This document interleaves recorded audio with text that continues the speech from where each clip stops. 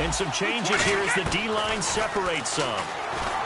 They go back to and he fires one that's intercepted. Picked off by the safety, T.J. Ward. And this return is going to be halted right around the 28-yard line. And the Bills offense comes out ready to take over.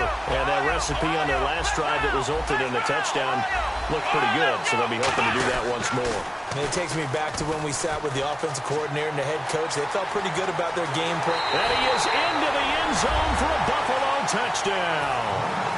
A great effort there with his second touchdown in this opening quarter. And the Bills will add on to their lead. And it's good, and they have jumped out here to a quick 14-0 first quarter lead. Boswell now to kick it away after the touchdown. This is fielded a couple yards deep. And he's up past the 20 to the 22-yard line. And now out comes Minnesota. And last time wasn't pretty. One play and an interception. We'll see if they can do better. I want to see if they want to go ahead and throw the ball again now on this drive after what happened on the last one. Throw it on the first play. Give the quarterback some confidence. See what happens. And he can't find a receiver, and he's brought down. Charles Haley, tough to handle on that blitz. He gets him for a loss of 5. And they brought the pressure there just right up the gut, didn't they? Yeah, they certainly did. And, you know, when you've got so many different responsibilities as an offensive line, you got to deal with the nose tackle, the 2 defensive tackles or ends, and then sometimes you just can't account for everyone. The linebacker slipped free. So incomplete on second down. Now they'll look to convert here on third.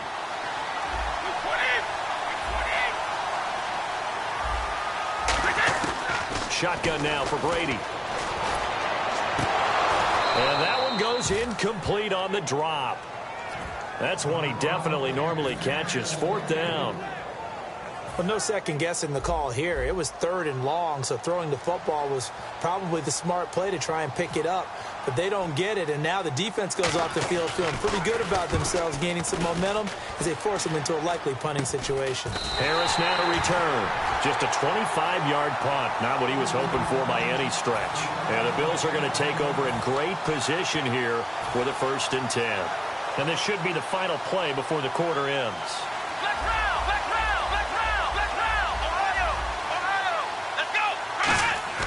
They go play action here on 1st down. He'll buy some time right. And he is going to go down. He will be sacked on the final play of this first quarter. With Charles Davis, I'm Brandon Gaudin. Second quarter about to get underway with the Bills in possession. But they face a 2nd and long to start things out.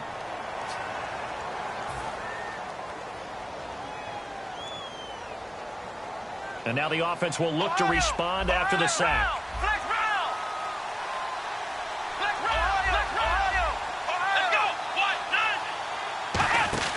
From the midfield stripe, they'll look to throw. He's going to leave this for his running back. It's complete. And now the rookie's free. And all the way home for a Bills touchdown. A big play there. On his way to a monster game. 3 first-half touchdowns. And the Bills will extend their lead. And it is now 21-0. Uh-oh, flag comes out here. This is going to be roughing the kicker. When you're going back there on the kick block, you've got to go to the right point. That didn't happen. Ran into the kicker. The penalty flag had to come out. And that'll carry over the back line of the end zone for a touchback. Now the Vikings offense gets set to take over here. And 3 and out on the last drive. No points on the scoreboard. A little soul-searching now? I would say so, and they need to help out their defense a little bit. They've had to be on the field a lot more than normal, put them in some tough spots. But what's the old adage? When you get another chance to do it right.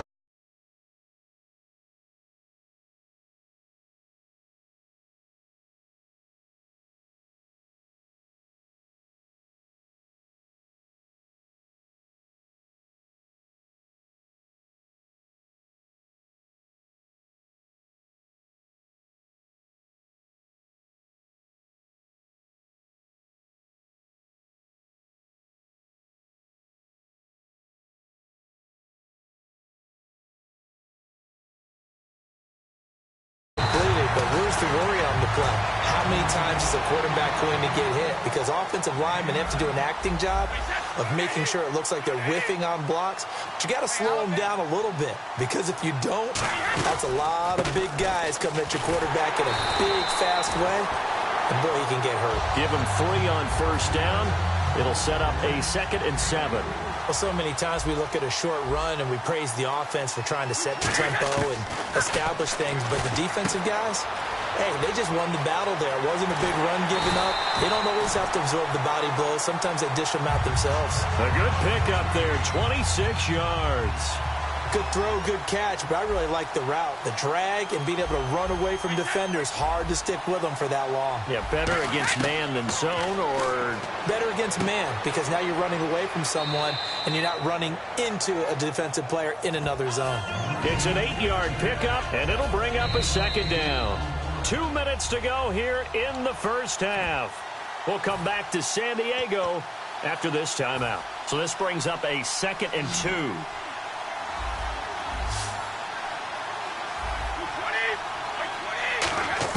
Brady to throw on 2nd down.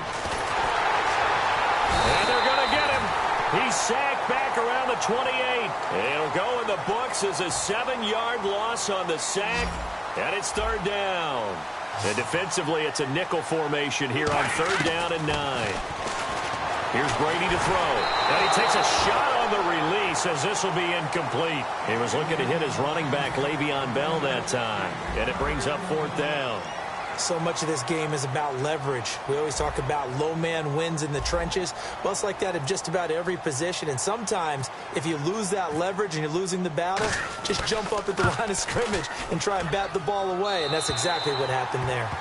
So an empty possession there. What do you think went wrong, Charles? Well, it looked like maybe the plant leg might have given way just a little. And when that happens, guys have a tendency to pull through the ball to compensate.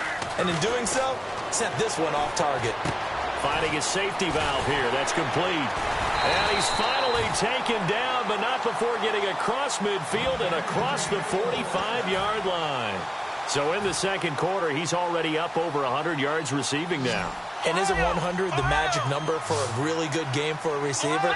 So he got a chance to really shatter that and have a profound effect on this game. Here's McNair out to the flat. That's complete to his running back. A good pickup there, 26 yards.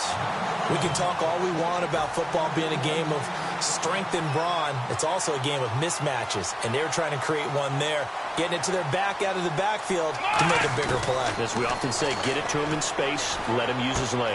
Yeah, if he can get a matchup against a linebacker or maybe a defensive end dropping out in a zone blitz, he's going to win that battle just about every time. And quickly, they get to the line.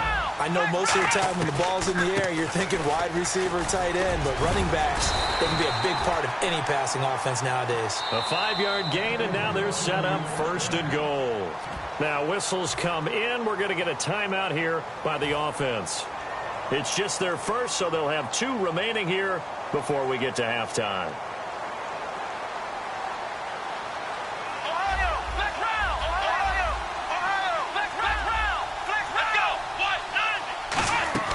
McNair, that is caught at the 7-yard line. And he is into the end zone for a Buffalo touchdown. A great play there.